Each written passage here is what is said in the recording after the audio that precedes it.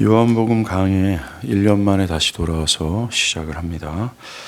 자, 우리가 보려고 하는 이 요한복음 17장은 예수님의 기도입니다. 저 개인적으로는 요한복음 17장만큼 우리 그리스도의 탁월하심과 아름다움을 드러낼 수 있는 곳이 어디 있을까 할 정도로 이 17장의 예수님의 기도는 우리 그리스도의 영광과 아름다움을 뿜어져내고 있다라고 말씀드릴 수 있습니다. 기도에는 기도하는 사람들의 간절한 바람을 담고 있습니다. 그래서 그 사람의 기도에는 그 사람이 평소 가지고 있는 자기의식, 또한 그 사람이 이루고 싶어하는 간절한 소원이 무엇인지를 알 수 있죠. 그것도 자신의 생애가 얼마 남지 않은 시점에서 드리는 기도라면 그 기도에는 그러한 것들이 더 묻어 있을 것이 분명합니다. 우리 주님의 기도도 마찬가지입니다. 주님께서 오늘 기도하시는 시점은 그가 죽기 전날 밤이었습니다. 이제 기도가 끝나면 예수님은 지상생의 마지막 사건들이 잇따라 이어집니다. 종교 지도자들에게 체포를 당하시고 유대와 로마의 재판에 회부되신 후에 지독스럽고 수치스럽고 고통스러운 십자가에 달려 죽으시고 장사 지내었다가 부활하시고 아버지가 계시는 하늘로 올라가십니다. 그러한 지독스러운 고통과 죽음 앞에서 기도하셨다면 그 기도의 내용에는 예수님 자신의 자기의식, 평소 자신이 가지고 있는 열망이 자연스럽게 밝혀질 수밖에 없을 것이 분명합니다. 왜냐하면 사람은 고통스러운 순간 그의 자아와 그의 의식이 어떠한지를 드러내기 때문입니다. 또는 그의 전생에 걸쳐 가지고 있었던 간절한 열망과 이루고 싶어 했던 소원을 가장 강하게 갈망하기 때문입니다. 그것도 죽음을 앞두고 하는 기도라면 그 기도에는 분명히 그것이 더욱 함축되고 강하게 어필될 것이 분명합니다. 그렇습니다. 요한복음 17장의 주님의 기도가 우리에게 중요한 이유는 이 17장은 사복음서 전체를 함축하는 것으로서 우리를 죄에서 구원하러 오신 우리 구주의 평소 가지고 있었던 그분의 핵심적인 뜻과 방향성이 무엇인지, 나아가 그가 하늘의 영광을 버리면서까지 이 땅에서 죽기까지 바랬던 그의 간절한 소망과 소원이 무엇인지를 다른 어떤 것보다 알려주기 때문입니다. 이것은 우리와 밀접한 관련이 있습니다.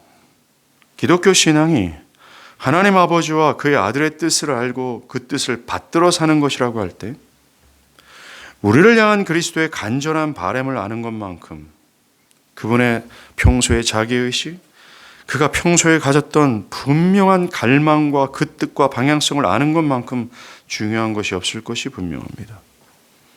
또 기독교가 그리스도 예수라는 인격과 밀접한 관련이 있다고 할 때 그리스도의 강렬한 열망과 그가 추구한 뜻과 방향성을 아는 것은 기독교를 이해하는 데 있어서 핵심이라고 말씀드릴 수 있습니다.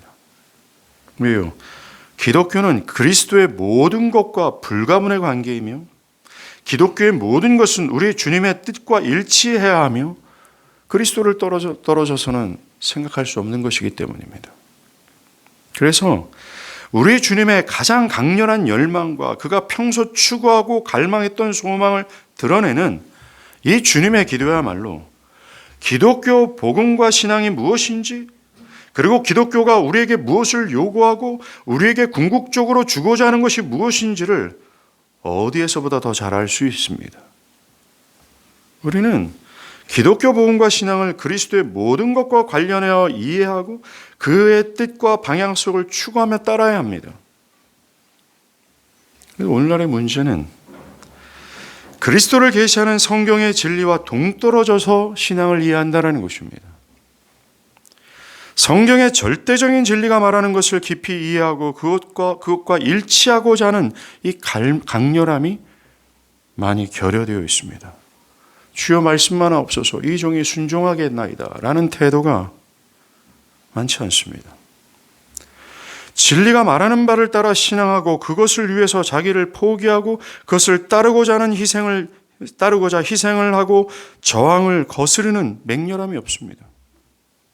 때로는 자신의 신앙적 사고와 행위 등등이 성경의 진리와 일치하지 않을 때 그 일치하지 않은 사고와 행위를 버리고 진리와 일치하고자 돌이키는 것이 없이 그저 자신의 주관에 따라 신앙합니다. 객관적 진리를 무시하고 주관적인 사고와 경험이 진리를 대체해버렸습니다. 하나님의 진리와 자기 생각 사이에서 치열한 전쟁이 벌일 때, 하나님의 확고하신 하나님의 뜻과 자기가 욕구하는 어떤 것이 있을 때, 이 사이가 충돌할 때 대부분의 사람들은 그저 자기를 따릅니다. 여러분들, 선지자 에스라가 파괴된 예루살렘 성전과 성벽을 재건할 때 그는 큰 비통함에 빠졌습니다. 왜냐하면 하나님의 백성들이 우상을 섬기는 이방 여자를 아내로 맞이했기 때문입니다. 이 중대한 범죄로 인해 에스라는 자신의 속옷과 겉옷을 찢고 크게 비통해했습니다. 에스라는 하나님의 율법과 일치하지 않은 상황이 벌어졌을 때 비통에 빠진 것입니다. 큰 슬픔에 빠진 것입니다. 그는 곧 하나님께 백성들의 이러한 죄악을 자백하며 기도하기 시작합니다. 그런데 에스라 9장에 에스라의 기도의 내용을 보면 주여 우리가 이렇게 범죄하였나이다. 그러니 우리를 용서하옵소서라는 내용이 하나도 나오지 않습니다.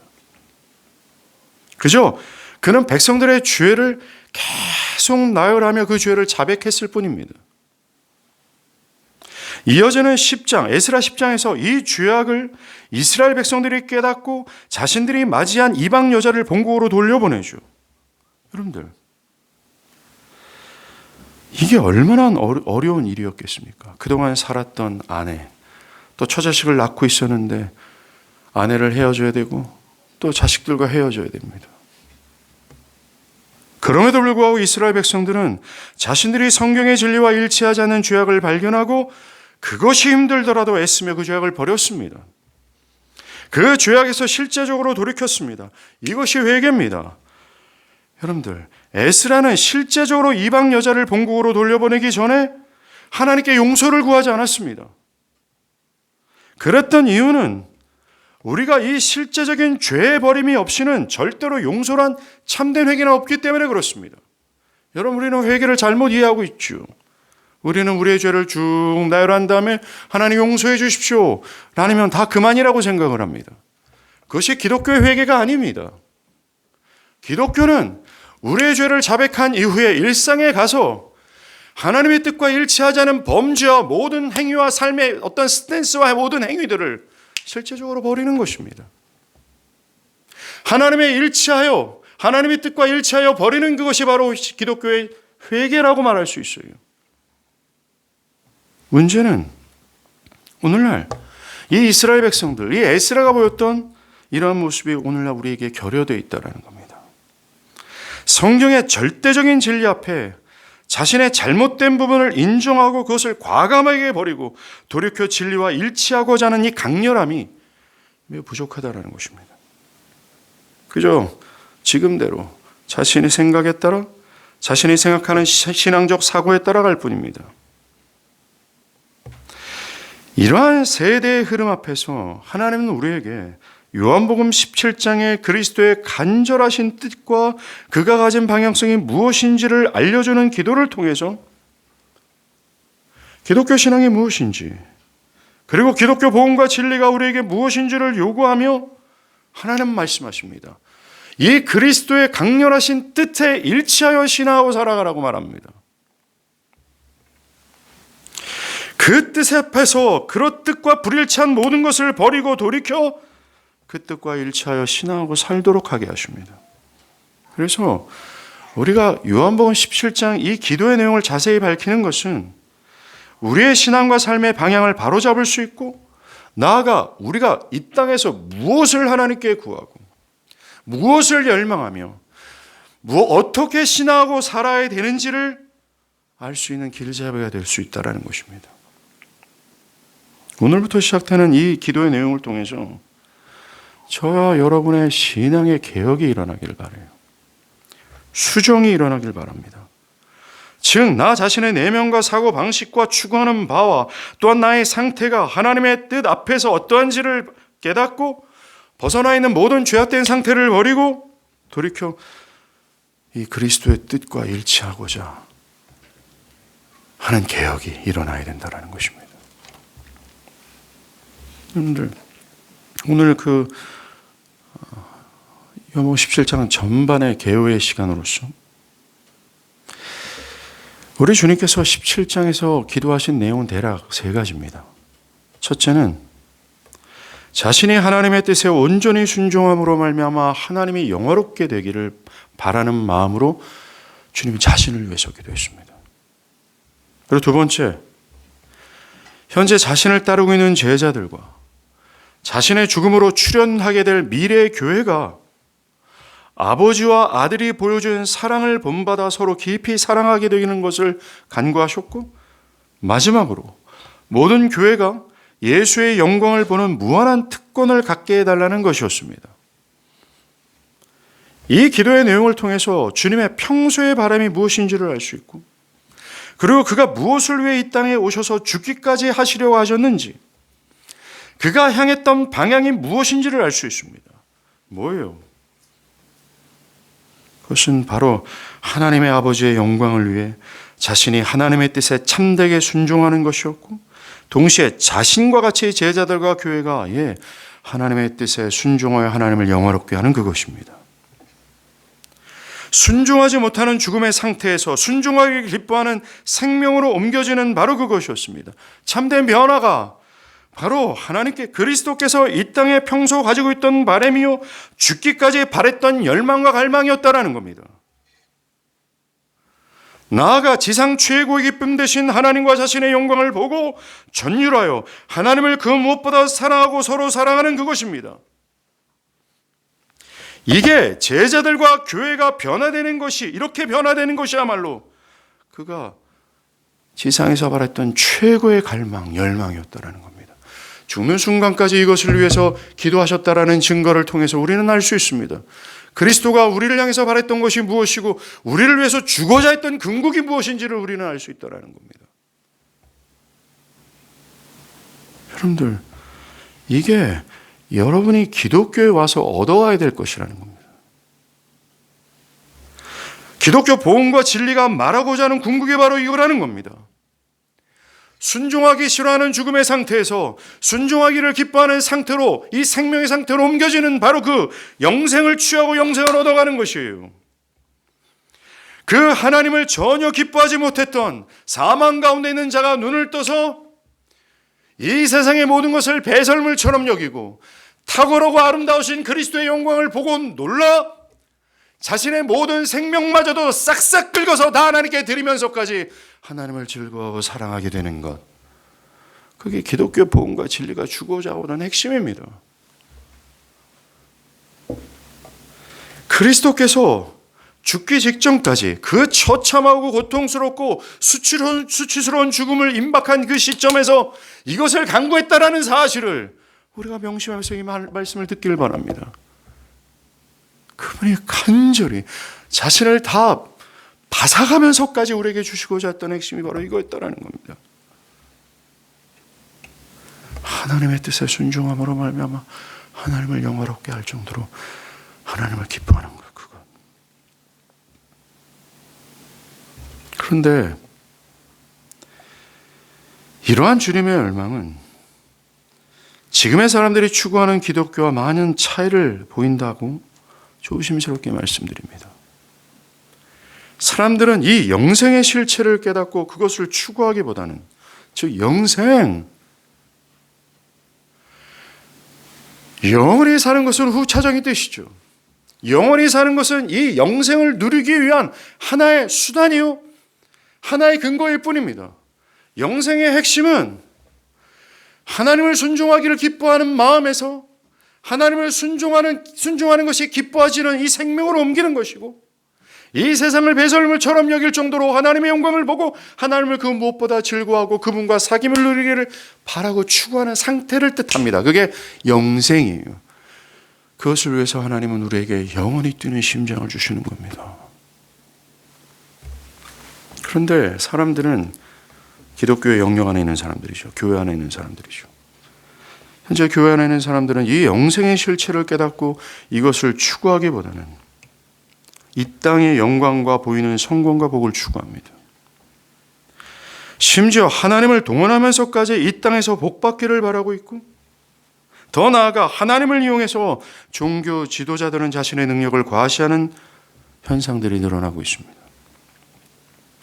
기독교 신앙을 이용해서 더욱 자기가 영화롭게 되기를 바랄 정도로 사람들은 자기 영광에 미쳐 있습니다. 과거 조계종의 선승으로 직설적이고 날카로운 가르침으로 불교계의 이단하라로 불렸던 휴암 스님이 계셨습니다. 이분은 불교계 세속화, 기복화를 경계하며 청정한 수행을 강조하신 사람이었습니다. 그런 현재 불교에 있는 사람들이 불교의 가르침이 없음의 자리로 가는 것이 아니라 오로지 이 현세의 복에만 관심이 있는 것을 보고 한국 불교의 새 얼굴이라는 책에서 이렇게 말합니다. 이 복에 환장한 불교인들아, 너희 스승은 너희들이 구하는 왕궁과 왕자의 자리를 버리고 진리를 찾아 고행의 길을 갔는데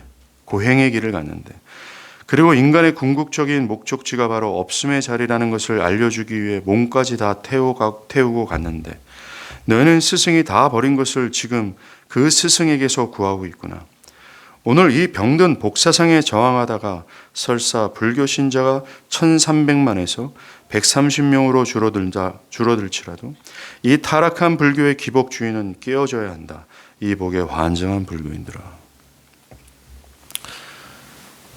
이 사람의 말이요, 현재를 살아가는 우리 기독교인들에게도 충분히 설득력 있는 교훈을 줍니다. 우리의 선생이며 우리가 따라가야 될 구주께서는 하늘의 영광을 버리시고 십자가에서 죽기까지 하나님의 뜻에 순종하여 우리에게 하나님을 기뻐하고 따르는 영생을 주시고자 하시지만, 복에 환장한 사람들은 우리 주님께서 죽기까지 주시고자 하는 것을 구하기보다는 정신을 차리지 못하고 여전히 썩어질 복을 구하고 있다라는 겁니다. 이렇게 올바른 기독교가 주고자 하는 것과 기독교인이 무엇을 추구해야 되는지를 일깨워주는 이 바로 그것이 오늘 주님의 기도입니다. 그래서 이 주님의 기도는 우리에게 기도에 대해서 알려준다고 하기 전에 복음을 제시하고 있는 것입니다. 우리가 바라봐야 되고 또한 구해야 되며 간절히 소망해야 될 것이 무엇인지를 알려주는 진리의 지침서가 된다는 것입니다. 그것의 첫 번째가 오늘 본문 1절입니다. 바로 그리스도와 같이 하나님의 뜻에 죽기까지 순종함으로 하나님을 영화롭게 하는 것을 갈망하라, 바로 이겁니다. 이것이 우리가 추구해야 될 첫 번째 신앙의 지침입니다. 오늘 1절은요, 주님이 자신을 위해 기도했던 내용 중 가장 중요한 부분입니다. 흔히 자기를 위해 기도한다고 할 때 사람들의 그 기도의 내용의 대부분은 자신이 다니는 직장에서 잘 되고 자녀가 잘 되고 삶에 이런 문제가 풀려서 평안하기를 바라는 내용이 대부분입니다. 즉 자신의 육체가 영화롭게 되는 것이죠. 그런데 주님께서 자신을 위해 기도한 내용은 이 내용, 우리의 기도의 내용과 많은 차이를 보입니다. 주님은 아버지 때가 이르렀사오니 아들을 영화롭게 하사 아들로 아버지를 영화롭게 하옵소서라고 간구하십니다. 이것을 가볍게 보고 넘어가면 주님의 기도도 우리 기도의 내용과 별반 차이가 없는 것처럼 보여요. 과연 그럴까요? 그래서 우리는 이 주님의 강구의 내용을 잘 들여다보고 그 내용의 의미를 파악하는 것이 필요합니다. 주님의 이 기도를 시작할 때 뭐라 그러셨어요? 때가 이르렀다라고 하시죠. 노아야, 주님이 때가 이르렀다 자식아. 눈 뜨고 똑바로 봐. 노아의 때가 이르렀잖아. 옆에는 조국 형제는 뭐합니까? 흔들어 깨워야지. 옆에는 영혼이 죽어가고 있는데 잘 죽어라. 좀 이따 잘 죽어라 이 내용이 나올 텐데 이게 우리의 말이 아닙니다. 살아라 하면 멱살을 잡아야 되는 겁니다. 노아 할아버지가 노하신다. 노아야. 죄송합니다. 의도가 아니었어요.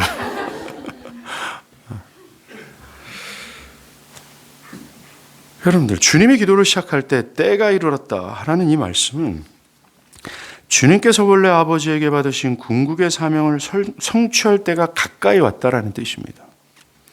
그 궁극의 사명이 뭡니까?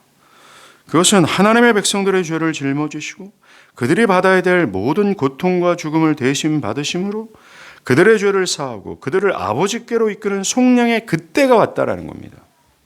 자신이 하나님의 뜻을 위해 수치스럽고 고통스러운 죽음을 맞이할 때가 가까이 왔다라는 것이죠. 이 말씀을 하신 후에 아들을 영화롭게 해달라고 간구하십니다. 그렇다면 이 아들을 영화롭게 해달라는 기도는 우리가 흔히 생각하는 이 세상에서 권세를 얻어서 자기가 높아지는 것을 의미하는 것이 아니라는 것을 쉽게 추론할 수 있습니다.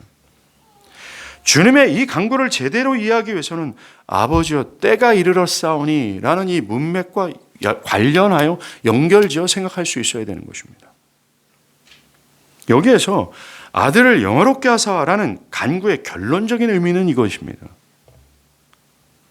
아버지께서 하라고 하셨던 그 사명을 위해 잘 죽게 해달라는 그것입니다. 아들을 영화롭게 해달라는 것은 우리 하나님 백성들의 속량을 위해 자신이 죽어야 한다는 이 하나님의 뜻에 제대로 온전히 순종하게 해달라는 간구였다는 겁니다. 아버지의 뜻대로 제대로 순종할 수 있도록 나에게 힘을 달라는 간구였다는 것입니다. 그렇다면 예수님의 죽음이 왜 그가 영화롭게 되는 길인가라는 거예요. 그것은 주님의 죽으심과 부활을 통해 그가 진정한 그리스도다라는 사실이 증명되므로 그가 영광받기 때문입니다. 주님은 당신의 죽음으로 이루어지는 결과를 요한복음 12장에서 밝혔어요. 진실로 너에게 이르노니 한 알의 밀이 땅에 떨어져 죽지 아니하면 한 알 그대로 있고 죽으면 많은 열매를 맺느니라. 또 얘기했죠. 그의 죽음은 이 세상에 대한 심판이요 이 세상 임금이 쫓겨나리라. 내가 땅에서 들리면 모든 사람을 내게로 이끌겠노라 하셨습니다. 이처럼 주님의 죽음으로 사단과 죄와 죽음이 정복이 되고 율법의 정죄를 다 해결하시고 그의 백성들을 구원하시는 그것입니다. 그렇습니다. 그의 죽음으로 말미암아 그가 참 구세주, 참 메시아 그리스도이심을 증명됨으로 그가 영광을 받으시는 겁니다. 십자가는 그가 독보적인 중보자요 유일한 구원자라는 사실을 높입니다. 그리고 거룩하신 하나님께서 죽기까지 낮아지셨다라는 것을 통해서도 그를 높입니다. 기억할 것은 그리스도께서 영화롭게 되시는 거 있죠. 그것은 그의 유익보다는 저와 여러분의 유익이 훨씬 더 큽니다.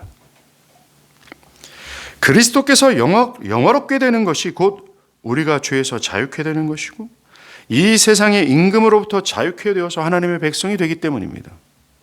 나아가 우리가 온 우주에 가장 크고 선하신 하나님을 얻는 것이기 때문이죠. 그리스도께서 아버지여 아들을 영화롭게 하사라고 간구하는 것은 자신이 수치와 치욕 가운데 들려지게 될 십자가에 잘 죽어서 하나님의 백성을 구원함으로 그들로부터 찬송받게 되는 것을 간구한 겁니다.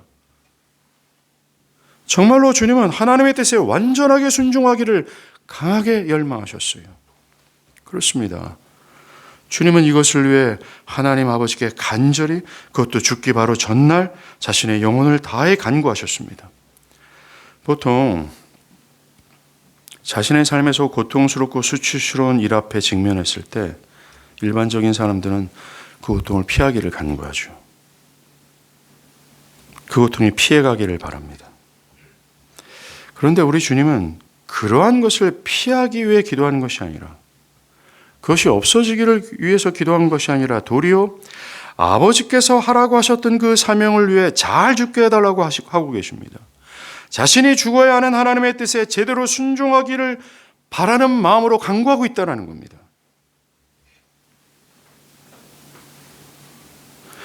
혹시나 이 수치스러워 고통스러운 죽음이 그 고통과 위협이 이 하나님 앞에 순종하지 못하게 되는 요소가 될까봐 이것 속에서도 더 치고 나갈 수 있도록 그 모든 상황에서 하나님께 순종할 수 있도록 하나님께 간구한 겁니다. 그리스도의 탁월함이 보이지 않습니까? 우리와 결이 다른 그 영광스럽고 거룩하신 분의 모습이 아름다워 보이지 않습니까? 그 앞에 우리가 입이 다물어지지 않습니까? 우리가 했던 신앙적 자랑과 내가 했던 모든 신앙적 업적들을 드러내고 싶어하는 그 모든 것이 얼마나 부끄러운 것인지, 그 크고 위대하신 하나님 앞에서 내가 작아지는 것이 느껴지지 않습니까? 예, 그게 17장 이 기도의 내용이 우리에게 주는 메시지 중에 하나입니다. 그분의 아름다움과 탁월하심.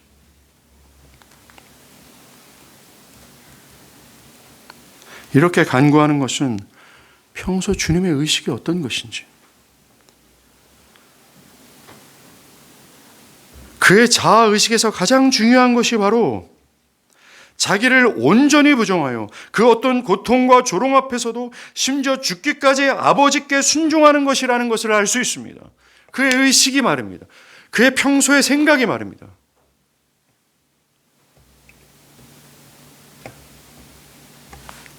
이것과 맥을 같이 하는 것이, 그분이 아버지의 뜻에 순종하는 것, 그것이 평소에 가장 중요한 그의 열망이었어요. 삶에. 이거는 우리와 관련이 있죠. 뭡니까? 우리를 죽음에서 생명으로 옮기시는 그것이 그에게 꽉 찬 생각이었다라는 겁니다. 그리고 한 가지 더 기억할 것이 있어요. 그것은 주님께서 아버지께서 하라고 하신 사명을 위해 잘 죽게 해달라고 하는 이 주님의 순종이 아버지를 영화롭게 하는 길이었다라는 것입니다. 이처럼 예수께서 영화롭게 되는 것은 그 자체가 목적이 아니라는 겁니다. 그리스도께서 순종하시는 최종의 목적은 바로 하나님 아버지를 영화롭게 하는 그것에 있어요.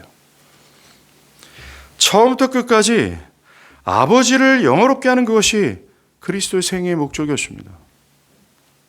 지금 우리는 그리스도의 생애의 목적이 무엇인지를 보고 있어요. 그것은 아버지를 영화롭게 하는 그겁니다. 아들의 죽음이라는 완전한 순종을 통해 사람들에게 아버지 하나님이 얼마나 무궁한 자비와 사랑이 있는지를 확실하게 계시하는 겁니다. 그 아들의 죽음을 통해 아버지의 은혜와 자비가 한량 없으시다라는 것, 그분이 언약 가운데 얼마나 신실하신 분이라는 것, 그의 인애가 끝이 없다라는 그분의 영광을 드러내는 것입니다. 우리 주님이 자신이 잘 죽게 해달라는 이 궁극의 바람이 바로 하나님 아버지의 아름다움과 영광을 드러내고 싶어하는 갈망에서 발원됐다라는 거예요. 하나님, 이 조롱과 이 수치스러운 죽음 앞에서도 내가 기꺼이 순종함으로 말미암아 하나님의 사명을 내가 성취하기를 바랍니다 라는 것으로 멈추는 것이 아니라 그걸 통하여 하나님께서 영광받기를 바랍니다. 이 저급한 인간들, 등에 칼 꽂으니 반역한 인간들을, 그 인간들을 향하여 하나님의 얼마나 사랑과 자비가 풍성하신지, 그분이 얼마나 아름답고 선하신지를 드러내기를 바라는 것이 바로 그리스도의 최종의 목적이었다라는 겁니다. 자신은 없어지고 하나님밖에 없어요. 자신이 죽음으로 말미암아 하나님의 영광 받기를 바라는 간절한 소원이 평소에 그분의 바람이었다라는 겁니다.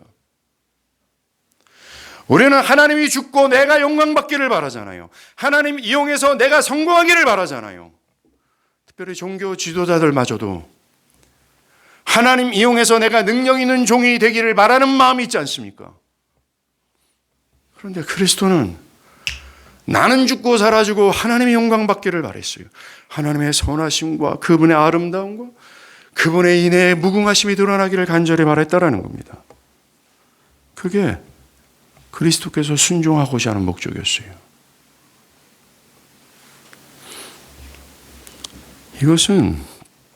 이러한 그리스도의 모습은 그리스도 안에 있는 모든 자들이 따라야 될 본입니다. 우리도 그의 뒤를 따라 처음부터 끝까지 우리 생애 전체가 하나님을 영화롭게 하는 것이 되어야 된다는 겁니다. 우리가 하는 모든 목적의 끝이 하나님의 영광이 되어야 된다는 거죠. 하나님을 영화롭게 하고 드러내는 것. 하나님을 영화롭게, 하나님의 영광을 드러내는 것에 최적의 길은 오늘 그리스도가 간구하신 그 내용입니다. 아버지와 아들을 영화롭게 하옵소서. 우리도 하나님의 우리를 영화롭게 하옵소서. 이게 뭐예요? 하나님의 뜻에 순종하고자 잘 죽게 해달라는 간구예요. 하나님의 뜻과 일치하여 모든 수치와 조롱과 환경과 모든 것을 초월하여 그리스도처럼 자기를 완전히 부인함으로 하나님께 온전히 순종하는 겁니다. 그리스도가 보여주신 하나님을 영화롭게 하는 길이 바로 이거예요. 아시겠습니까? 여러분들이 금메달을 딴다고 해서 하나님을 영화롭게 하는 것도 아니고, 여러분들의 사업이 뻥 하고 터지는 것을 통해서 하나님을 영화롭게 하는 것도 아니고, 전국 1등에서 하나님을 영화롭게 하는 것도 아니고, 하나님을 영화롭게 하는 것은 이 성경에 게시된 루트를 따라야 돼요. 이 지침을 따라야 한다는 겁니다. 하나님께 영광을 돌리는 그 길이 성경과 일치하는 길이 맞아야 돼요. 우리는 각자가 이렇게 하면 하나님이 영광 받을 수 있겠지, 저렇게 하면 하나님이 영화롭게 될 수 있겠지 라고 생각을 합니다. 이것이 바로 아까 제가 초반에 말씀 설교 서론 부분에서 얘기한 망가진 기독교의 모습이에요. 하나님을 영화롭게 할 수 있는 길은 우리가 영화롭게 하사, 즉 그리스도와 같이 죽기까지 하나님의 말씀에 복종하는 것을 통해서 하나님은 영광을 받으십니다.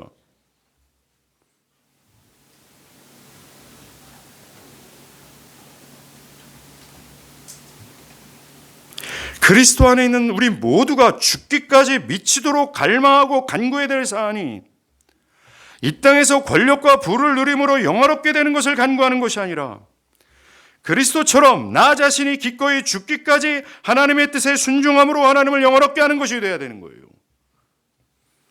이것이 우리의 평소의 의식이 되어야 된다는 겁니다.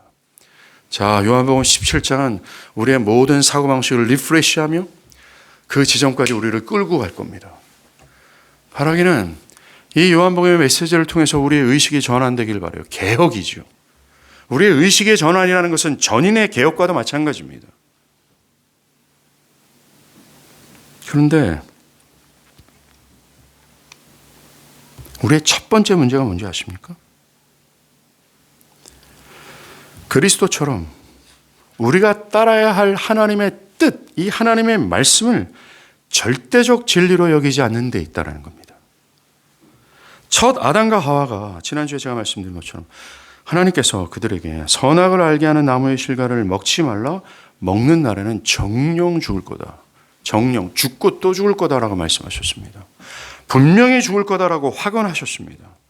그런데 첫 아담과 여자는요, 이 절대적인 진리, 조금도 양보함이 없는 확고부동한 진리인 먹는 날에는 정말 죽는다 라는 이 하나님의 진리의 명령을 절대적 진리로 여기지 않았습니다. 이것이 이들의 실패의 시작이었습니다. 출발점이었다는 거죠. 이들은 이 절대적인 진리를 그렇지 않을 수도 있다라는 식으로 해석해버린 거예요. 그래서 마귀가 선악과 먹어라 라고 할 때 뭐라고 얘기합니까? 하나님의 말씀에 그것을 먹는 날에는 죽을까 하노라 하셨다라고 했어요. 즉 죽을 수도 있고 안 죽을 수 있다라고 스스로 이 절대적인 진리를 상대적인 진리로 전락시켰어요. 상황에 따라 안 죽을 수 있다라고 스스로 해석해버린 것입니다. 절대로 변하지 않을 진리를 상황에 따라 변할 수 있는 진리로 전락시킨 겁니다. 시대의 흐름과 상황과 상관없이 하나님의 뜻은 변함이 없고 그 뜻은 이런저런 상황과 상관없이 순종해야 될 이 절대적인 진리를 상대적인 진리로 스스로 뒤틀어버린 거예요. 이것이 죄의 출발이었습니다. 인간의 타락, 그것에 따른 인간 사회의 고통과 불행의 원인점이 바로 이 절대적인 진리를 상대적인 진리로 재해석한 것에 있다라고 말해도 아니합니다. 이것의 불행의 시작점이었어요. 하나님의 확고한 진리를 자기중심적으로 재해석한 것이야말로 인간 고통과 불행의 시작이었습니다. 시작점이었죠. 인간이 하나님을 잃어버리게 된 출발점이었습니다. 그러하기에 이 절대적인 진리를 상대적인 진리로 해석하는 것은 가벼운 문제가 아닙니다. 삶과 죽음을 가르는 문제요, 나의 영원을 가르는 문제입니다. 그런데 불행하게도 이게 계속 반복되고 있습니다. 사람들은 복음이 주는 안식과 평안, 용기와 소망을 갖지 못해요. 그저 세상의 염려와 불행으로 살아가게 되는 이 모든 원인이 뭔지 아십니까? 아담의 뒤를 따르는 것 때문입니다. 즉 절대적인 진리를 상대적인 진리로 약화시키기 때문에 그렇습니다. 또 사람들이 영생을 얻지 못하는 이유 또한 마찬가지입니다. 예를 들어서 지난주에 주님의 가까움이 볼수록 모이기를 힘써야 한다. 이 하나님의 말씀을 들었잖아요. 이 하나님의 말씀을 들을 때 사람들은 이것을 절대적인 진리로 듣지 않는다라는 겁니다. 즉, 이 하나님의 뜻을 상황과 환경을 무릅쓰면서까지 순종하고 실천해야 될 하나님의 절대적인 진리로 듣지 않는다라는 겁니다. 그죠? 하나의 기독교 실천 윤리로 여기며 듣는다라는 겁니다. 그래서 이것을 해도 되고 안 해도 되는 것으로 스스로 결정하고 이 절대적 진리를 상대적 진리로 전락시켜 버립니다. 이미 듣는 그 순간부터 굳이 애써야 될 사안으로 취급하지 않아요. 이것이 성경에 말이기에 수용하는 것 같지만 자기의 상황과 환경에 따라 재해석해 버립니다. 이처럼 문제의 시작은요, 타락한 아담처럼 말씀을 처음 들을 때부터 시작입니다. 그 말씀을 절대적으로 순종해야 될 하나님의 명령으로 여기지 않고 듣고 있다는 거죠. 그래서 그 뜻을 받들어 이해하여 순종하겠다는 결심 속에서 듣기보다는 그죠? 성경의 내용 중에 이런 내용이 있구나. 이러한 해석도 될 수 있구나. 몰랐던 사실이었네. 라는 정도의 자세로 듣습니다. 즉 생명을 걸지 않는다는 거죠. 들을 때부터 말입니다. 자기의 인생의 승부를 걸면서 하나님의 말씀을 듣지 않는다는 것입니다. 가벼이 듣습니다. 타락한 아담과 여자처럼 그럴 수도 있지 않을까라는 생각으로 듣습니다.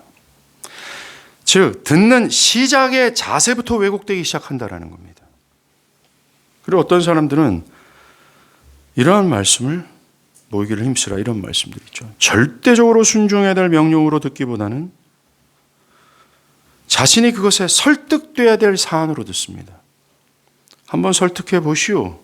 만약 설득이 되면 순종하며 그렇지 않으면 안 돼요. 안 하겠소. 라는 태도로 듣습니다. 하나님의 말씀에 굴복되어 있는 상태가 아니죠. 이거는 하나님 말씀 위에 그 자신이 군림하여 있는 상태라는 겁니다. 또 흔한 모습 중 하나가 이겁니다. 그것은 말씀을 듣는 자세가 하나님의 객관적인 진리가 중심이 되는 것이 아니라 자기 자신이 되어버린 상태에서 듣습니다. 들려지는 말씀이 성경적 진리 하나라는 이유의 충분성을 가지고 그것에 영향을 받고 순종하기보다는 나는 없는 상태에서 이 절대적인 하나님의 객관적 진리가 마땅하다는 생각 속에서 이것을 받아들이고 순종하기보다는 자기 기분과 감정이 중심을 차지해버립니다. 그래서 자신의 기분이 좋거나 감정이 좋으면 들려지는 말씀이 진리가 아니더라도 은혜를 받았다 말하고 참 유익이 얻었다라고 말할 정도입니다. 객관적 진리가 영향을 준 것이 아니라 그저 자기 자신이 스스로에게 영향을 준 것처럼 하는 식이죠. 자신의 감정이 좋으면 받아들이고 따르려 하지만 자신의 감정이 슬프고 힘들게 느껴지면 따르지 않습니다. 수용하고 순종하는 여부의 기준점이 하나님의 진리가 아니라 나 자신이 되어버린 겁니다.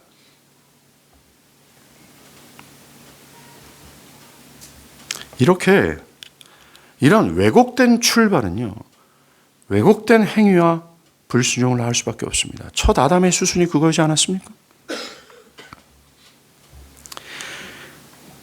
상황과 환경에 의해 하나님의 절대적인 진리가 순종해도 되고 안 해도 되는 선택사항이 되어버리는 겁니다. 절대적 진리가 되지 못한다는 거죠.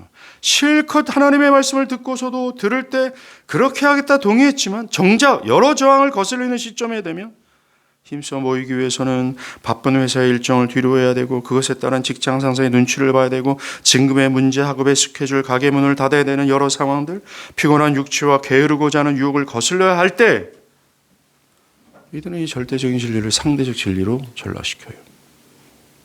그러지 않아도 된다라고 하는 거. 이 절대적인 진리를 불가능할 때에는 하지 않아도 된다라고 결정해버립니다. 또 하나의 예시가 있죠. 불신자와 결혼하지 말라가 있습니다. 이거는 신구약 성경 전체가 또 교회 역사에서 줄곧 줄기차게 얘기했던 하나님의 명쾌하신 뜻입니다.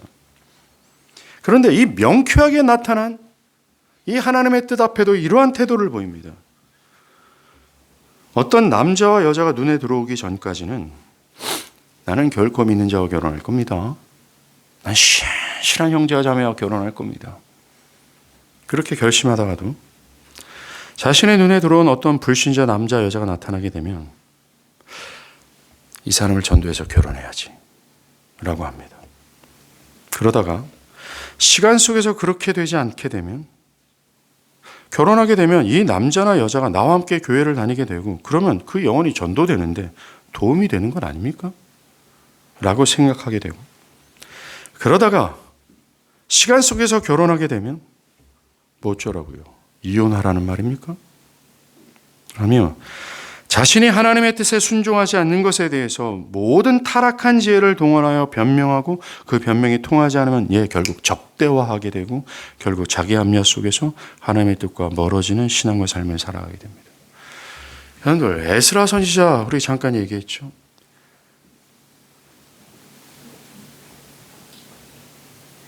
이방인이었던 자기 아내와 헤어질 때 얼마나 큰 고통과 슬픔입니까? 그 고통과 슬픔의 시작점이 어디였습니까? 그가 하나님의 말씀을 따르지 않는 것에 있어요. 그런데 죄는 말입니다. 뭐 어쩌라고 이혼을 하는 말입니까? 라고 하면서 말도 안 되는 논리입니다. 비이성적으로 자기의 잘못으로 출현된, 자기의 죄악으로 출발된 이것은 전혀 깨닫지 못하고 지금의 현상을 어떻게 하라는 말입니까? 라고 합니다. 예를 들어서 여러분들이 이 주일 11시 예배를 규칙적으로 드리지 못하는 직장을 선택한 것이 여러분들의 시작점이었어요. 그런데 이 사람들은 1년, 2년 지난 다음에 어쩌라는 겁니까? 이 직장을 버리라는 겁니까? 기독교가 그렇게 과격합니까? 라고 따지게 들죠. 아닙니다. 문제의 출발은 절대적 진리를 상대적 진리로 여겼다라는 겁니다. 주님께서는 죽음 앞에서도 기꺼이 하나님의 말씀에 순종할 수 있도록 기도할 정도로 그분에게는 이게 중요했어요. 그것이 그분의 평생의 갈망이며 죽기 직전의 열망이었습니다. 우리의 스승이요, 우리가 뒤따라야 될 주님의 모습이 이러하셨음에도 불구하고 사람들은 이 문제를 가벼이 넘겨버립니다. 아버지께서 하라고 하셨던 그 사명을 위해 잘 죽게 해달라고 기도하실 정도로 그분에게는 이것이 절대적인 문제였었어요.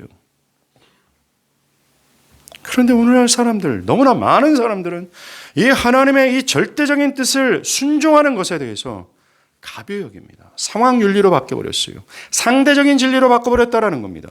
상황윤리, 이 상황에서는 해도 되지만 이 상황에서는 해도 되지 않는 사안으로 바꿔버렸다라는 겁니다. 이게 오늘날 기독교의 불행입니다. 여러분들, 요한복음 17장은 기독교가 무엇인지를 말해주고 있습니다. 기독교는 성경의 말씀을 절대적인 진리로 여기며 모든 상황과 환경의 소도를 초월하여 하나님의 말씀에 순종하는 것이라고 얘기합니다. 이게 신앙이라고 얘기하고 있어요. 여러분, 교회 생활과 신앙을 왜 따로 생각하십시오. 신앙을 단순히 교회를 들락거리거나 교회 사람들과 친숙하게 보내거나 교회 활동에 참여하는 것으로 생각하지 않기를 바랍니다. 신앙이란 하나님과 그분의 아들의 뜻을 밝히 알고 그분의 뜻과 일치하여 모든 상황을 초월하여 순종하는 것을 신앙이라고 얘기하고 있어요.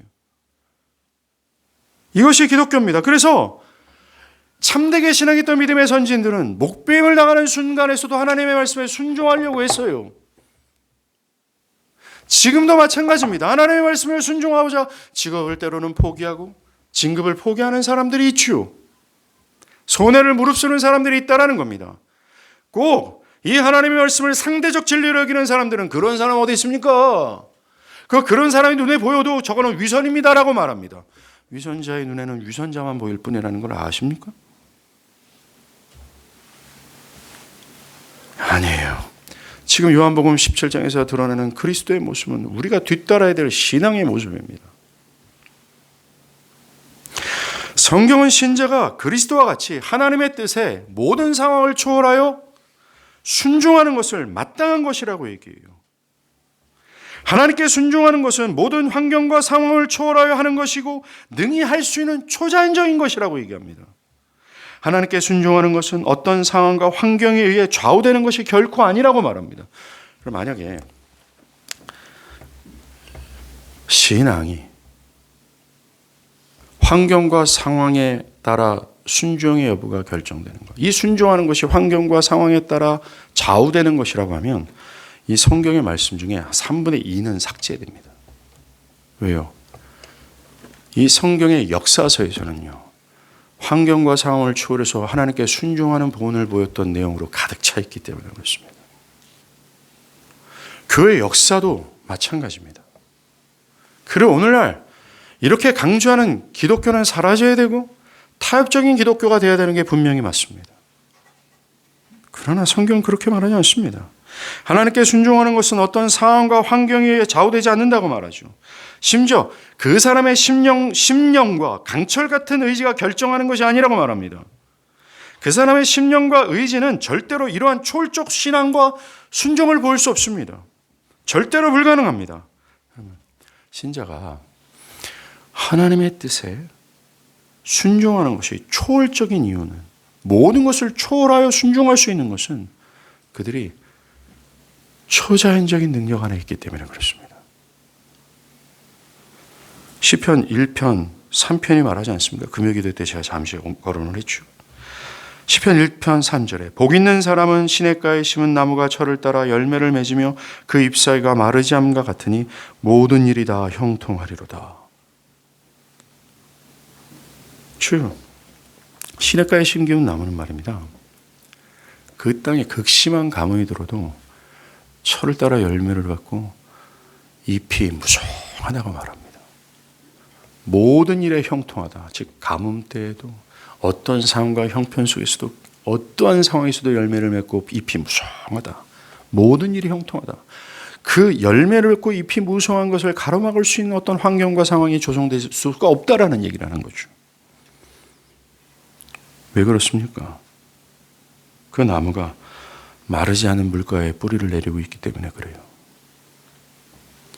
주변의 나무들이 극심한 가뭄에 다 타들어가도 열매를 맺지 못한다 할지라도 물가에 심기운 나무는 그 모든 상황과 전혀 상관없이 열매를 맺습니다. 왜요?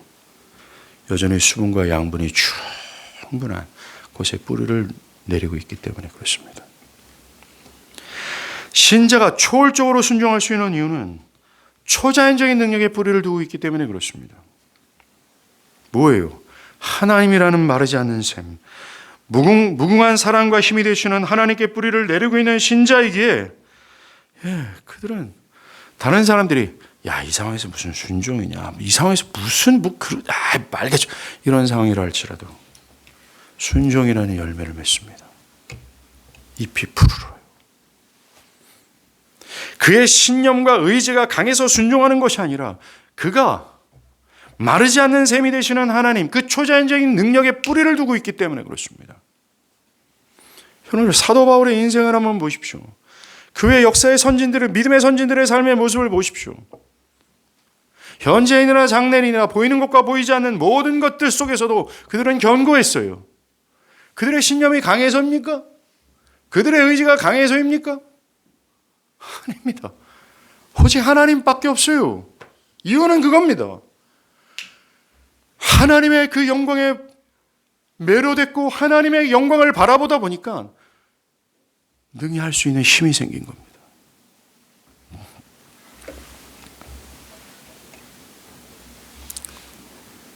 그러기 위해서 우리는 이 그리스도의 뒤를 따라서 초월적으로 순종하기 위해서 우리의 영혼이 이 초자연적인 능력 되신 하나님께 뿌리를 두고 있어야 돼요. 그 뿌리를 두면서 살기 위해서 필요한 게 뭔지 아십니까? 따라합니다. 기도하는 것이다. 우리의 본이 되신 그리스도를 보십시오. 엄청난 고통과 수치스러운 죽음 앞에 딱 직면해 있어요. 그런데 그 직면 앞에서조차도 하나님 잘 죽게 해주세요 라고 하면서 하나님의 뜻에 순종하기 위하여 간구하는 것을 보게 됩니다. 이 사안을 위해서 주님은 기도하셨다라는 겁니다. 이때만이 아니죠. 사복음서 곳곳에 보면 우리 주변 3명 미명에 일어나셔서 하루 동안 아버지의 뜻에 순종하기를 바라는 마음으로 기도했어요. 죽기 직접 체포되는 그 순간까지 아버지께 순종하기를 위하여 간구하셨습니다. 겟세마네 기도 여러분들 기억하시죠? 기도하셨다라는 것은 그분에게 아버지의 뜻에 순종하는 것이 그렇게 중요한 사안이었다라는 것. 그것이 이루어지기를 바라는 열망과 갈망이었다는 걸 알 수 있습니다. 여러분들, 우리 주님은 탁월하신 분이에요. 그분의 의지와 신념은 불탔습니다. 그럼에도 불구하고 그는 그 하나님의 그 초자연적인 능력의 뿌리를 두기를 바라는 마음으로 기도하셨다면 그분과 너무나 비교되지도 않을 우리는 더욱 기도해야 되는 것은 당연한 상식이 됩니다. 우리의 문제는 뭔지 아십니까? 우리의 문제는 이 우리를 영화롭게 하사라는 기도가 빠져 있다는 겁니다. 우리의 기도의 내용을 한번 생각해 보십시오. 여러분들이 자고 일어나고 때로는 잠시 기도하고 교회에서 기도할 때 여러분들의 갈망하고 간구하는 내용을 한번 추적해 보십시오. 과연 여러분들이 하나님이여 이 모든 상황 속에서도 불구하고 기꺼이 하나님의 뜻에 순종함으로 말미암아 하나님을 영화롭게 해달라고 하는 이 간구가 죽음을 다해 자기의 숨통을 쥐어주고 간구해 본 적이 있습니까? 그런 내용이 거기에 껴 있습니까? 우리의 문제는 이 그리스도의 간구, 아버지여 우리를 영화롭게 해달라고 하는 기도가 빠져 있다는 거예요. 이 기도가 빠져 있다는 것은 우리의 삶에 하나님의 뜻에 순종하는 것이 중요하지 않다라는 증거입니다. 하나님의 뜻에 순종하기 위해서 잘 죽게 해달라고 하는 이 그리스도의 아름다움과 그리스도께서 우리에게 신앙의 뭔지를 가르쳐주는 이 중요한 교훈이 나에게는 중요하지 않다라는 기도입니다. 우리의 기도는 그렇지 않을 수도 있겠지만 대부분 내 육체가 잘 되는 겁니다. 내 소원 성취입니다. 우리가 돌이켜야 되지 않겠습니까? 주님은 마지막 날 기독교가 궁극적으로 바라야 되고 추구해야 되는 것이 무엇인지를 이 기도를 통해서 밝히고 있어요. 그런데 우리에게 이게 중요하지는 않다는, 한낱 중요하지도 않아요. 이게 우리가 슬픔에 빠져야 될 이유입니다. 그 결과 우리는 하나님의 뜻에 순종하지 않습니다. 그 뜻에 순종함으로 말미암아 내가 자랑받기를 바라지 하나님을 영화롭게 하지 못하고 있어요. 아닙니다. 우리는 이 기도를 우리 삶에 집어넣어야 돼요. 우리 기도의 내용이 가장 중심을 차지할 수 있도록 해야 됩니다. 간절한 바람이 되어야 되는 거죠. 우리가 기도하지 않는다면 결코 기독교 신앙의 중심을 차지하고 있는 이 내용은 우리의 삶에 일어나지 않을 겁니다. 우리의 실패는 하나님의 말씀을 듣는 그 시작점, 듣는 시간서부터 시작이 되지만 결심을 했다 해도 실현되지 않은 이유는 기도하지 않기 때문입니다. 그렇게 실현할 초월적인 순종을 할 수가 없는 이유는 초자연적인 능력의 뿌리를 두지 않기 때문에 그렇습니다. 기독교 신앙이 초월적이고 초자연적이죠. 근데 이건 매우 논리적입니다. 왜요? 초자연적인 능력의 뿌리를 둔 나무는 열매를 맺을 수밖에 없기 때문에 그렇습니다. 막무가내 기독교는 초월적이고 초월하라 모든 걸 초자의 능력에 이렇게 말하는 게 아닙니다. 기독교의 진리는 논리적입니다. 능히 가능하기 때문에 말하는 겁니다. 그러니 그 초자연적인 능력의 뿌리를 두기 위해 기도하십시오. 우리가 무슨 힘으로 하나님의 말씀에 순종할 수 있겠습니까? 기도가 빠지면 불가능합니다. 기도가 빠지면 신앙은 사라지는 겁니다. 기도가 빠지면 신앙이 왜곡되기 시작하는 거죠. 기도가 빠지면 신앙의 핵심이 사라지는 겁니다. 주님처럼 기도함으로 말미암아 하나님을 영화롭게 합시다. 기도하시겠습니다.